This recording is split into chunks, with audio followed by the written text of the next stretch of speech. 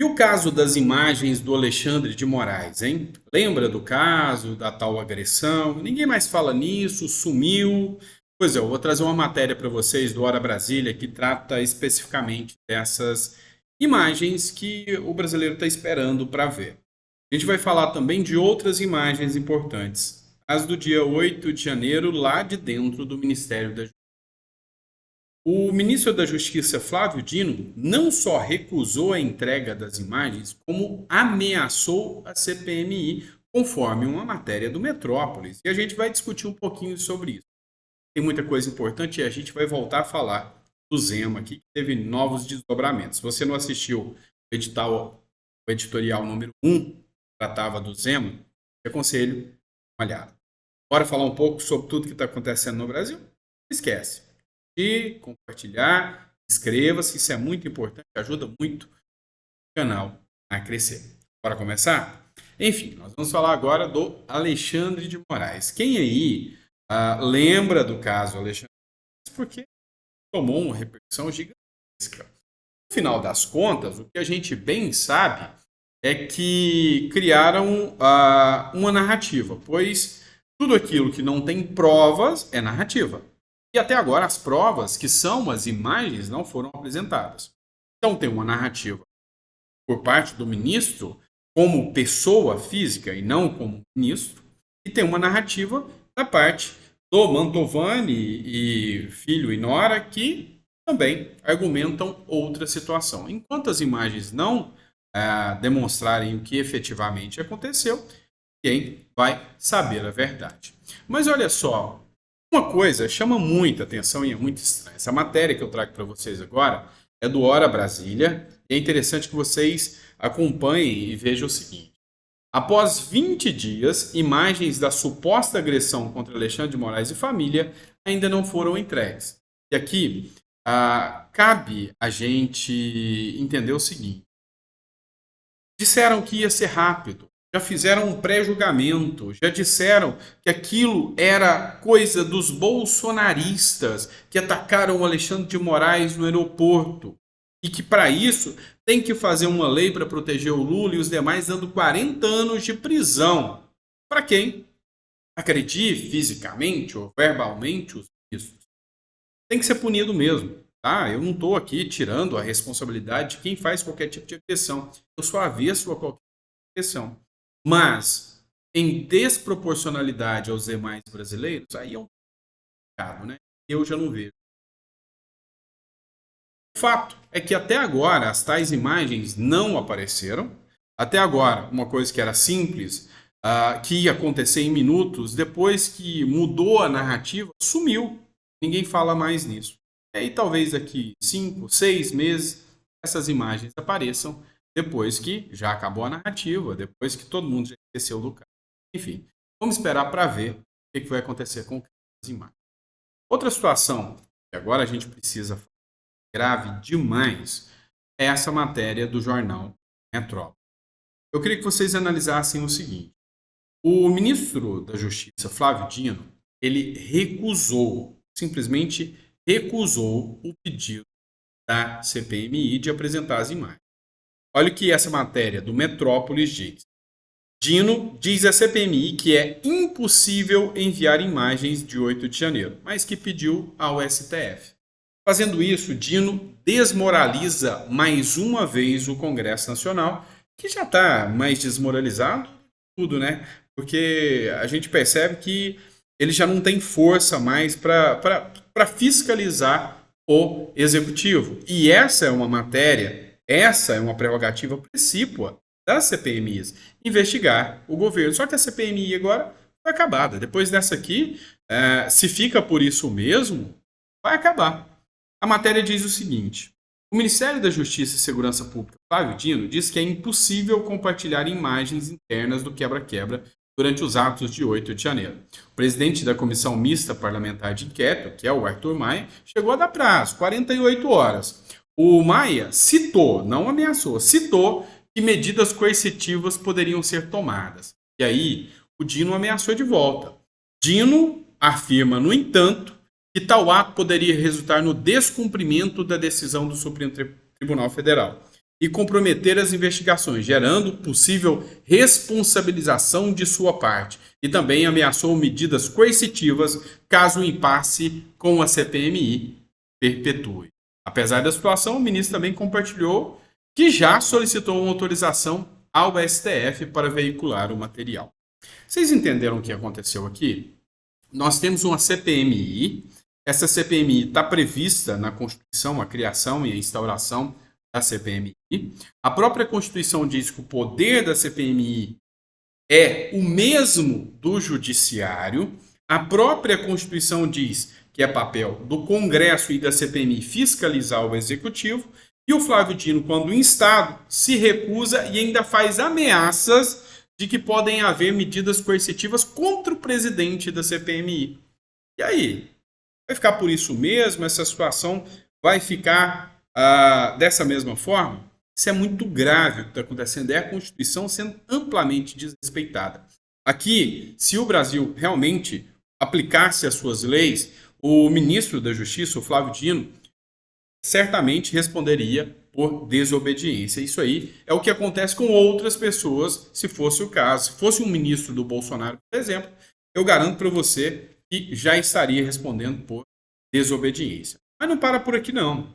Dino continua com ataques ao governador de Minas Gerais, o Zema, e dessa vez ataques debochados. Matéria do Estadão. E a mídia, por incrível que pareça, continua dando palco. Isso é o que mais incomoda.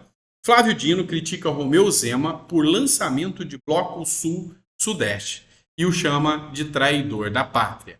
E aí, o antagonista mostra uma matéria aqui, também do Flávio Dino, tirando onda, de forma debochada, com o Romeu Zema. Então, vamos dar uma olhada aqui o que ele diz.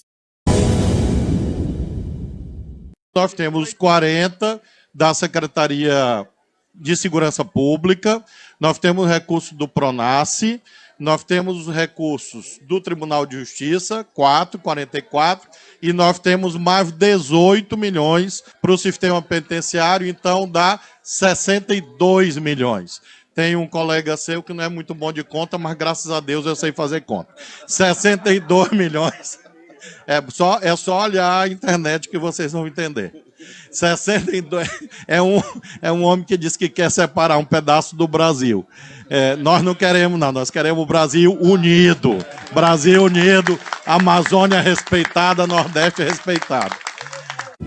Eu sinto vergonha quando eu vejo um vídeo como esse e a mídia dando palco para isso, caçando briga com governadores, desrespeitando os governadores. Mas olha só, o antagonista escreveu: é um homem que quer separar um pedaço do Brasil, diz Flávio Dino sobre o Romeu Zema. É claro e nítido que não é um movimento separatista, e vamos lembrar uma coisa, já existe um bloco do Nordeste e um bloco de esquerda. Importante citar aqui o que o deputado Ale Freitas respondeu aqui. De acordo com o PL autoritário do regime, que quer censura no país, essa narrativa seria crime. E aí tem um portal aqui que eu sigo muito, chama-se Sociedade Ilustrada. Aí ele usou uma palavra aqui inadequada, né? Falou que é um exemplo de patifaria que eles estão fazendo. Ele falou o seguinte: olha, eu sou do Nordeste e eu acho que vocês estão totalmente equivocados ao criar essa narrativa. E realmente estão. E aí, eu preciso fazer duas citações para vocês. Uma delas é do Felipe Dávila. O Felipe Dávila escreveu o seguinte: para Dino, isso não é xenofobia. Governadores do Nordeste criam blocos e consolidam um polo de poder à esquerda. Isso aconteceu em 2019. Pois é, mas essa época não era tentativa separatista, ninguém criticou, ninguém atacou. Mas fake news contra Zema, que é uma verdadeira fake news, porque Zema em momento algum falou em movimento separatista. Flávio Dino critica Romeu Zema por lançamento de bloco sul-sudeste. E o Felipe Dávila, que é o líder do partido Zema, responde assim: ministro de Lula tem memória curta. Em 2019, Flávio Dino era governador do Maranhão e decidiu participar do bloco dos estados do Nordeste e consolidar um polo de poder à esquerda. Na época, ninguém apontou a união como xenofobia em relação aos estados de outras reuniões. Agora, poucos anos depois, Dino se sente à vontade para atacar o governador Romeu Zema por um bloco regional, mesmo que no passado recente ele mesmo tenha participado da criação de um. Para piorar, o ministro de Lula endossa uma fake news sobre o bloco contra o Sul-Sudeste, supostamente contra o Nordeste. Nada poderia estar mais longe da verdade. Zema nunca falou sobre separatismo, mas sim sobre a união de esforços e protagonismo das regiões. Os ataques propagados contra o governador somente demonstram oportunismo eleitoral. E a palavra mais adequada para citar não pode ser outra senão verdadeiramente um oportunismo. E aí é onde você vê a diferença de liderança. E é lógico que o líder do Partido Novo está no seu lugar de fala para mencionar aí as arbitrariedades de narrativas que estão sendo criadas. Mas, por outro lado, tem gente que era líder do partido, que realmente vem perdendo cada vez mais a credibilidade ante a sociedade.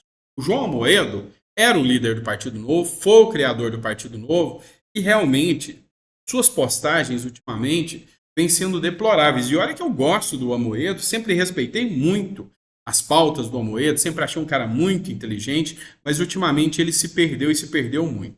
Olha o que ele escreveu aqui. Bolsonaro foi o maior responsável pelo retorno de Lula ao poder.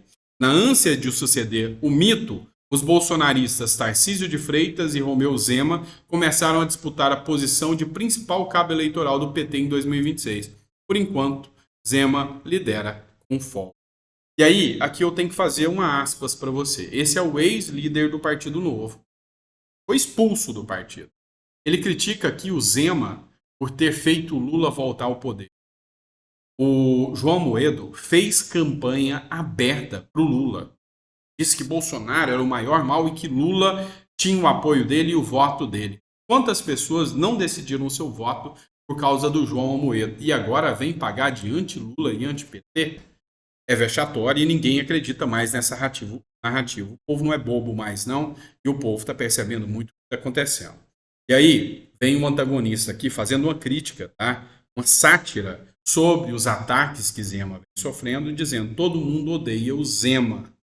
E aí, o que eu quero que vocês entendam é que nesse caso aqui o antagonista não está criticando o Zema, está mostrando o quanto as pessoas estão indo, ou seja, políticos de calão muito inferior ao Zema, vem atacando o Zema.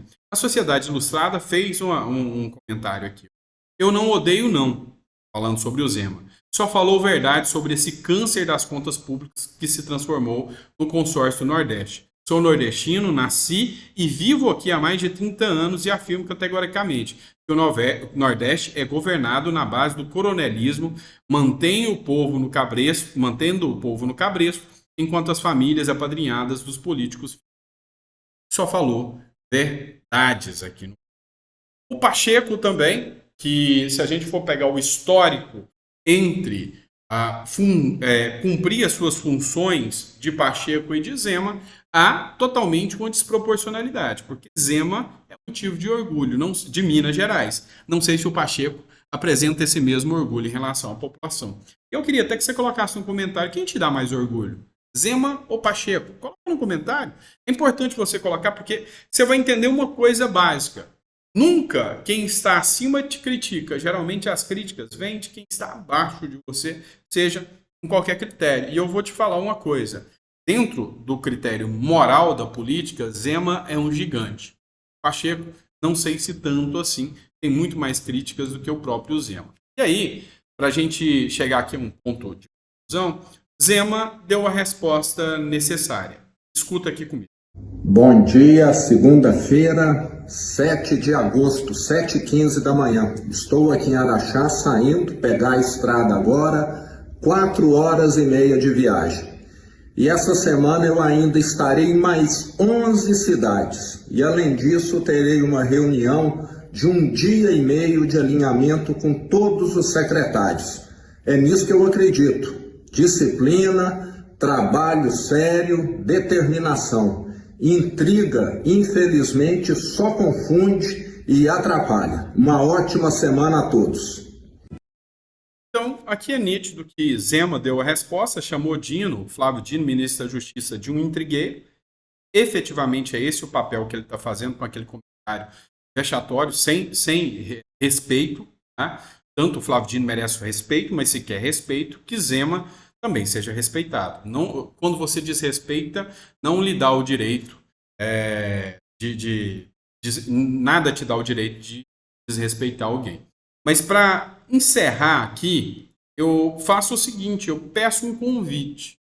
Comparem a gestão Flávio Dino no Maranhão e a gestão de Romeu Zema no estado de Minas Gerais. Aí vocês vão entender por que eu faço essa defesa aqui do Zema e digo, estão criando uma narrativa e essa narrativa pode fazer complicações ao governador Zema. E eles são bons disso, são bons de narrativa, nada mais. E a resposta do Zema foi clara, trabalho, vocês criam narrativa. É isso que a gente vai ficar para o próximo bloco, tá? No próximo editorial, onde a gente vai falar de negacionismo do governo Lula, uma matéria do próprio G1. Bom, e se você gostou, puder me ajudar compartilhando, eu agradeço e agradeço. Um grande abraço.